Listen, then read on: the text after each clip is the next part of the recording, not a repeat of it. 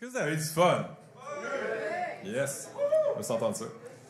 Donc, on continue la soirée avec une présentation qui porte comme titre « Changement climatique et maladie de Lyme, une triple injustice sociale ». Elle sera faite par Kossi Adam-Gesso, étudiant en doctorat en santé communautaire à l'Université Laval, qui nous décrira les inégalités entourant la maladie de Lyme. Étrangement, on va parler un peu de l'Estrie à Québec. Je vous invite à lui donner le coup d'envoi avec beaucoup de bruit.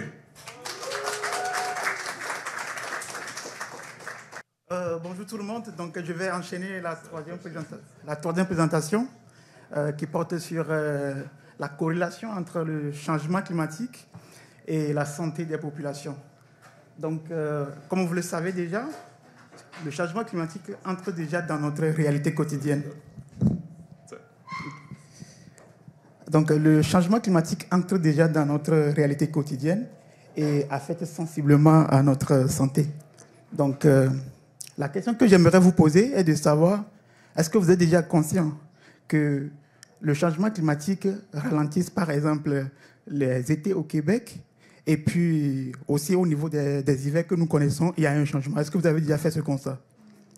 Donc, effectivement, le changement climatique entre déjà dans notre quotidien. Et le thème que je voudrais vous présenter aujourd'hui s'intitule « La morsure invisible, changement climatique et maladie de Lyme au Québec ». Donc, le changement climatique est une réalité aujourd'hui qui est très palpable et ça m'amène à vous raconter une petite histoire. Donc, c'est l'histoire de Chiki et ses copines.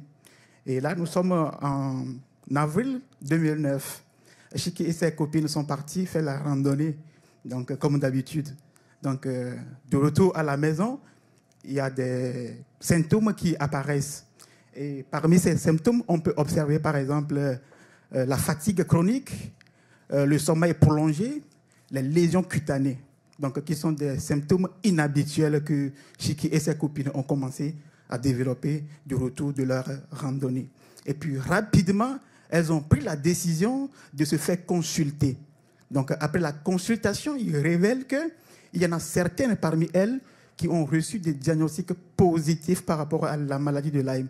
Et il y en a d'autres qui ont reçu des diagnostics négatifs. Donc, on se posait la question, mais comment un même groupe homogène sont partis à la randonnée et puis du retour, il y a des diagnostics très différents. Donc, celles qui ont reçu des diagnostics positifs parmi elles n'ont pas bénéficié, par exemple, d'un protocole beaucoup plus établi, plus fiable pour faire face à l'amélioration de leur situation de santé. Il y en a celles également qui ont reçu des diagnostics négatifs, mais qui aussi disposent des moyens nécessaires. Donc, ces dernières ont pris la résolution de se rendre aux États-Unis pour consulter davantage et avoir plus d'informations par rapport à leur situation de santé. Une fois arrivés aux États-Unis, il s'est avéré que les diagnostics qui étaient négatifs au Québec s'est révélé positifs aux États-Unis. Donc, ce qui veut dire que il y a des inégalités en ce qui concerne l'accessibilité.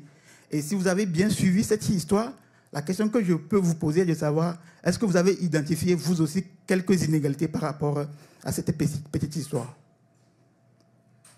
Si vous avez identifié quelques inégalités, ça veut dire qu'effectivement, nous avons des inégalités en ce qui concerne le changement climatique et la santé.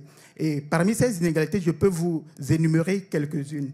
Il faut noter que nous ne contribuons pas au même niveau, d'abord au changement climatique. Ici, il y en a certaines personnes qui sont venues en auto, d'autres ont marché. Donc, les personnes qui sont venues en auto, déjà, contribuent plus au changement climatique que ceux qui sont venus à pied. Moi, je suis venu en auto. Mais s'il y a quelqu'un qui est venu à pied, ça veut dire que moi, je contribue plus au changement climatique. Mais il s'est avéré que les conséquences néfastes par rapport au changement climatique, nous les percevons de manière différenciée. Donc ça, c'est le premier niveau d'inégalité ou d'injustice qu'on peut établir clairement par rapport à la corrélation entre le changement climatique et la santé populationnelle. Le deuxième niveau d'inégalité, c'est que les personnes qui sont parties aux États-Unis ont réussi à faire face aux coûts parce que ces personnes ont des moyens financiers. Parce que le Canada est basé sur le système assurantiel, contrairement aux États-Unis où c'est plus le privé qui domine. Donc, ce que je dis que si vous avez une maladie au Québec ici et qu'arrivé à l'hôpital, on vous dit qu'on n'a pas tous les moyens pour d'abord établir un diagnostic beaucoup plus fiable et établir, par exemple, un protocole de traitement. Ça veut dire que vous êtes obligé d'aller chercher des soins et services de santé à l'extérieur, ce qui revient encore extrêmement beaucoup plus cher. Donc, le deuxième niveau d'inégalité, c'est parce que nous n'avons pas tous les mêmes moyens financiers pour faire face aux coûts de traitement. Et le troisième niveau d'inégalité, c'est que au Québec, de façon générale, les soins sont inéquitables. Donc, l'inéquitabilité des soins fait que quelqu'un peut avoir un problème de santé, mais va à l'hôpital, n'a pas les soins, n'a pas les services adéquats. Par contre, quelqu'un, son ami, son proche, peut avoir peut-être le même problème, mais lui peut en avoir. Donc, ça veut dire que le système révèle une certaine inéquitabilité par rapport à l'accessibilité de soins. Donc, voilà les trois niveaux d'inégalité qui découlent clairement de cette petite histoire que je viens de vous raconter. Donc, on va poursuivre la présentation. Alors, quels sont les éléments, les facteurs qui découlent de cette randonnée effectuée en 2009? D'abord, le premier élément à mettre en exergue, c'est que, après cette randonnée, c'est que Chiki et ses copines ont eu un contact direct avec le tic. Ça, c'est un fait à établir. Le deuxième fait, c'est que le même groupe, il y en a certains qui ont des symptômes vraiment inquiétants et inhabituels, notamment la fatigue chronique, les lésions cutanées et aussi le sommeil prolongé. Et quand on parle ici de sommeil prolongé, c'est que la personne atteinte peut dormir pendant 22 heures. Nous sachons tous que la journée compte combien d'heures déjà? 24 heures. Donc, si vous avez une maladie qui vous fait dormir pendant 22 heures, ça veut dire que vous avez juste 2 heures de temps à passer avec nous et le reste, ça serait au lit. Donc, ce qui est un symptôme vraiment inquiétant par rapport à cette maladie. Ça, c'est le deuxième fait à mettre en lumière. Le troisième fait, c'est l'errance médicale. C'est quoi l'errance médicale? L'errance médicale dans la mesure où vous avez un problème de santé, vous allez à l'hôpital, il n'y a pas un diagnostic précis d'un côté et de l'autre, il n'y a pas un protocole de traitement efficace pour l'amélioration de votre situation de santé. Donc ça va vous amener à aller de clinique en clinique et d'hôpital en hôpital. Donc ce qui implique ce qu'on appelle l'errance médicale. Et le quatrième fait factuel à mettre en exergue, c'est que une randonnée à Québec nous oblige à faire un voyage de santé aux États-Unis avec des coûts excessifs. Donc, ce qui veut dire déjà que le changement climatique, voilà les réalités qui nous amènent à vivre au quotidien. Alors, une maladie méconnue et sous-diagnostiquée au Québec. Pourquoi la maladie de Lyme est méconnue et sous-diagnostiquée au Québec? Parce que les médecins, le corps soignant au Québec n'est pas formé pour reconnaître clairement la maladie de Lyme, poser le diagnostic fiable et le protocole de traitement efficace. Et quelles sont les conséquences qui en découlent? Les conséquences qui en découlent, c'est que la maladie de Lyme n'est pas traitée au stade précoce. Même si la maladie n'est pas traitée au stade précoce, ça entraîne par exemple la dimension chronique. Et la chronicité de la maladie de Lyme est très dangereuse dans la mesure où vous pouvez vivre avec cette maladie pendant des années. Et si on vit avec la maladie pendant des années, sachant que le coût est très lourd à supporter, imagine les conséquences qui peuvent en découler. Et aujourd'hui, il y a certains qui ont vu leur vie basculer totalement, basculer dans la mesure où ce sont des gens qui ont perdu des amis, il y a l'isolement social et non généralement que 2 heures de temps à rester éveillé. On me dit qu'il me reste 3 minutes, donc je vais avancer un tout petit peu. Alors, j'ai essayé d'établir un lien entre la science et puis l'invasion d'éthique. Donc aujourd'hui, la science a établi clairement le fait que on est dans une situation de changement climatique et les différentes conséquences qui en découlent, c'est qu'il y a l'expansion et l'élargissement des tiques. Et ce qu'il faut souligner ici, c'est que les tiques parcourent une distance de 35 km par année. Dépendamment de vos zones d'habitation, vous pouvez juste faire un petit calcul pour vous rendre compte que si aujourd'hui vous estimez être en sécurité, calculez le nombre d'années qui vous reste pour être envahi par les tiques. Peut-être après, vous pouvez prendre votre calculatrice et puis faire ce petit calcul. Il y a également la multiplication, c'est-à-dire la reproduction accélérée. Donc, cette reproduction accélérée fait que l'humain est aujourd'hui en contact direct avec les tiques, puisqu'on ne peut pas interdire aux gens de ne pas faire les activités en plein air, de ne pas faire les randonnées. Donc ça fait qu'on est en contact permanent avec les tiques. Et être en contact permanent, c'est aussi mettre en lumière le fait qu'il y a des cas, des personnes qui sont infectées. Et les personnes infectées, chaque jour, illustre le fait qu'on a, par exemple, l'augmentation des cas. L'augmentation des cas souligne aujourd'hui comme si on est dans une période de pandémie qu'on avait connue avec la question de maladie de Lyme. À Québec, ici, on n'entend pas vraiment parler. Il suffit seulement de sortir un tout petit peu de Québec et aller vers la Montérégie. Vous allez comprendre que c'est vraiment des zones très endémiques et des zones qui sont peuplées par les tiques. Alors, les enjeux qui se posent, c'est principalement les enjeux de diagnostic, parce que le test ELISA est peu fiable. La fiabilité est évaluée à 40%. Donc, ça veut dire qu'il y a une marge de manœuvre de 60%, qui est très grand. Ce qui fait qu'il y a des faux diagnostics, il y a des faux positifs ou des faux négatifs. Vous pouvez être en état de santé très correct, mais le diagnostic peut révéler que vous avez la maladie de Lyme. Donc, ce qui veut dire qu'il y a un problème de diagnostic qui se pose avec acuité au Québec ici. Alors, que devons-nous faire ? Alors, il y a une mobilisation qui est nécessaire à faire, et cette mobilisation nécessite à ce que l'on puisse mettre en place des groupes pour le partage des informations, pour l'appui et également une influence sur les acteurs politiques pour que les décisions judiciaires puissent être prises pour une pleine reconnaissance de cette maladie. Il y a également des recherches indépendantes qui peuvent être menées pour que, par exemple, les médecins, les chercheurs puissent mettre en place des protocoles beaucoup plus robustes, plus solides pour faire face au traitement plus efficace de cette maladie. La sensibilisation médiatique, des reportages, par exemple, pourraient être mis en place pour sensibiliser une grande population.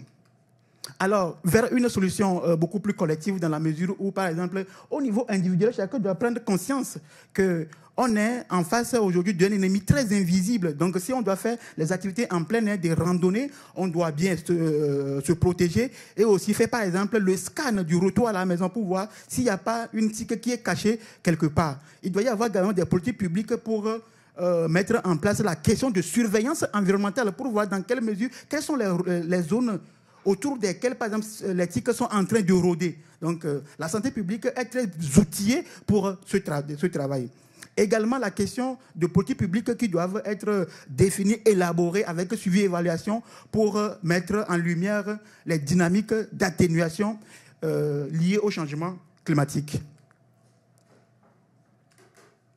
Bon, en conclusion, je pense que la maladie de Lyme nous permet de mettre en lumière le fait que la santé humaine est directement corrélée à la santé environnementale. Dans la mesure où vous pouvez quitter à la maison et aller faire vos randonnées, mais une fois de retour, vous pouvez être déjà atteint par cette maladie. Et ce qui nécessite, par exemple, des interventions beaucoup plus sectorielles ou intersectorielles, dans la mesure où les différents secteurs doivent collaborer pour la mise en place des mesures de lutte contre cette maladie. Merci beaucoup pour votre aimable attention.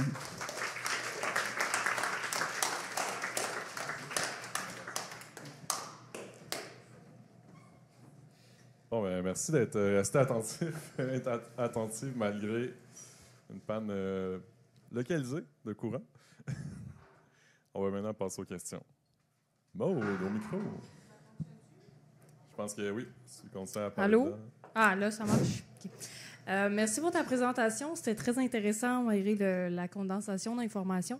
Tu as mentionné que ce qu'on pouvait faire, c'est entre autres se protéger quand on va en exemple en randonnée. Tu as un exemple de comment on se protège? Tu sais, moi, je vais en randonnée quand il fait 35 degrés. J'ai déjà entendu parler de mettre des manches longues Manches longues à 35 degrés, humidex 90 je ne sais pas trop. Est-ce que tu as d'autres moyens que les manches longues? Bon, je n'ai pas d'autres moyens, mais je pense qu'on a quand même le choix. Parce qu'entre un ennemi invisible et subir la chaleur de quelques heures, je pense que le choix est clair.